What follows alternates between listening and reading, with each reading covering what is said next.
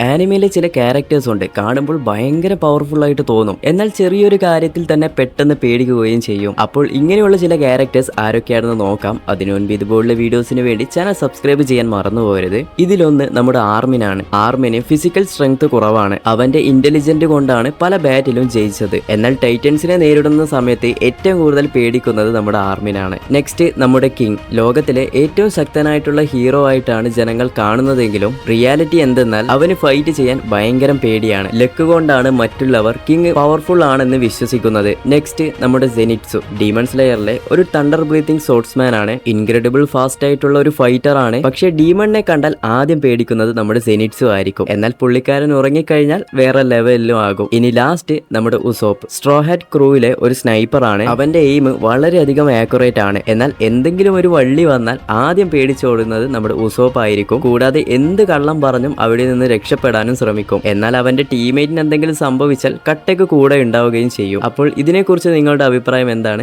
മറക്കാതെ കമന്റ് ചെയ്യൂ.